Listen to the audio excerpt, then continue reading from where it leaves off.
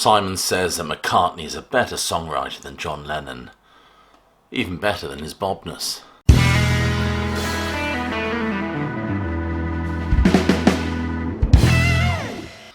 Welcome, classic rock fans, to a video where we discuss Paul Simon's comments on the ranking of different songwriters. He's stated that McCartney is in fact a better songwriter than John Lennon and indeed Bob Dylan. In fact, he's divided songwriters up into these tiers of greatness. Now, I must admit that Paul Simon is an artist I have a lot of time for and a lot of respect for as a writer, songwriter. He's undoubtedly a huge talent and has a remarkable insight into how a great song is constructed.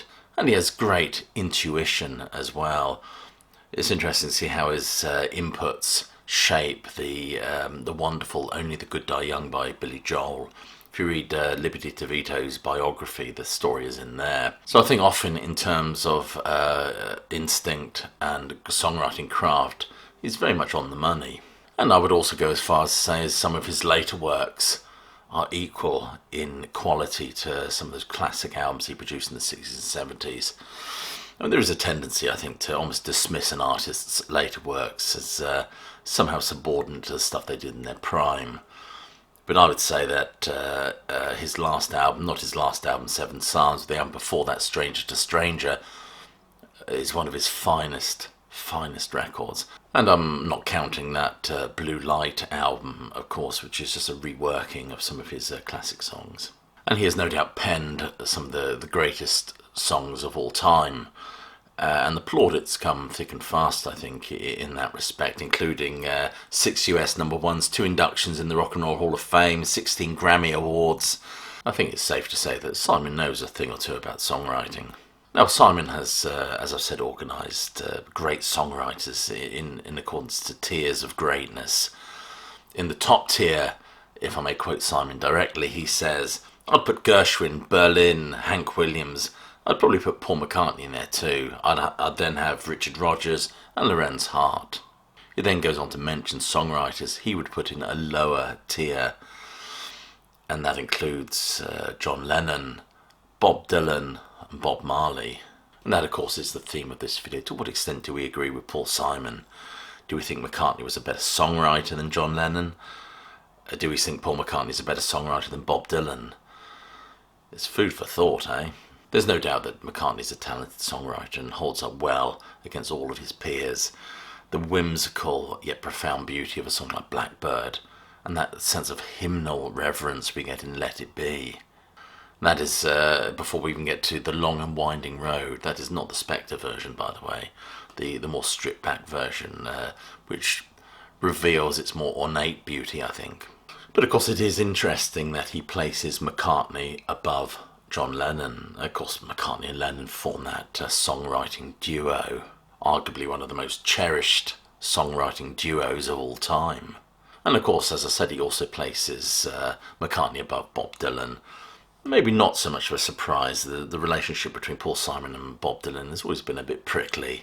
This animosity goes right back to 1964, I think, when Bob Dylan was in a bar with critic Robert Shelton, and Dylan could be heard laughing as Simon and Garfunkel performed their set. Paul Simon says that I could distinctly hear Dylan's familiar honk. So maybe this is what sparked a rivalry, who knows. Paul Simon has said that often in lists of ranking of songwriters, he often comes second to Dylan, and he said, I don't like being second. So given this animosity, one might say it's surprising that he included Dylan at all.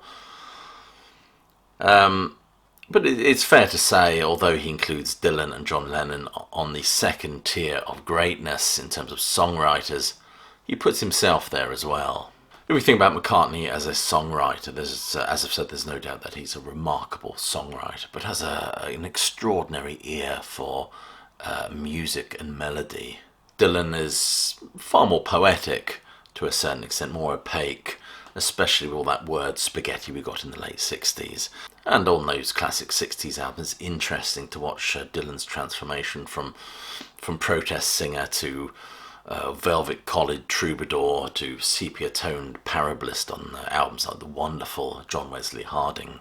Interestingly, Catholic priest or Bishop Barron, has done a fascinating video talking about Bob Dylan, who he's apparently a huge fan of. He says Bob Dylan has always been the most biblical of artists, and biblical in nature, as he explores these quite dark and existential themes against this apocalyptic backdrop, which is something I totally agree with, which is what makes Blood on the Tracks such an extraordinary album. It's so raw in that respect, so honest, I think, and exposed for Bob Dylan. And John Lennon also, I think, displayed a great deal of humility in terms of understanding his own place in the kind of musical lineage. I think John Lennon's writing becomes, especially with that wonderful Plastic Ono Band, which he did in 1969, the writing on there is so stark. It's quite intimidating in many respects of how brilliant it actually is. But also raw, emotional, cathartic. Before then, I think his writing seemed to be more impressionistic. He dealt in broader strokes as opposed to just picking at the scab of former wounds, which is exactly what we get on that wonderful 1969 solo album. Of course, John Lennon said, before Elvis there was nothing. That is before, of course, Lennon, McCartney, Bob Dylan, and, of course, Paul Simon announced themselves. I think Lennon and McCartney, the differences between them, and I think it's very true that if you read all the books on the Beatles, that McCartney very much seizes the reins of the Beatles from 1966 onwards. Sgt. Pepper is often attributed more to McCartney and George Martin than it is to John Lennon. But McCartney had a remarkable ability for visualising the melodic shape of a number, whereas Lennon's work, I think, had an immediacy, a lyrical starkness, which very much came from the gut. As I said, I think his earlier songs with the Beatles, dealt with more conventional themes and broader strokes. But he certainly develops as a songwriter by the time we get to Strawberry Fields, the White Album. Some great songwriting from him on that. But it was this Lennon and McCartney symbiosis that was that wrote songs on an almost industrial scale to some extent. That was the modus operandi. They were a formidable force, I think, in the late 60s. I think even Mick Jagger described the Beatles as a four-headed monster. They certainly etched their way, as did the Stones, of course, on the historical narrative of rock and roll. But there's no doubt that Lennon and McCartney complemented each other as writers. In fact, one critic has written that McCartney's melodic facility smoothed over some of Lennon's rougher edges. Lennon's grit added texture and leavened some of McCartney's more saccharine tendencies. And although they're different types of songwriters, I would certainly put Bob Dylan and McCartney in that top tier of songwriters, and I would definitely put Paul Simon in there as well. Anyway, you've been watching a video of a classic album review. I really appreciate you tuning in, and I urge you to go a notch further by sharing this video if you enjoyed it. Click like, subscribe, and do check that notification bell. It all helps feed that YouTube algorithm and helps this channel to grow. Other than that, I'll leave you with my closing catchphrase, which you know by now is, hope you're well, you're staying safe, and that you keep listening.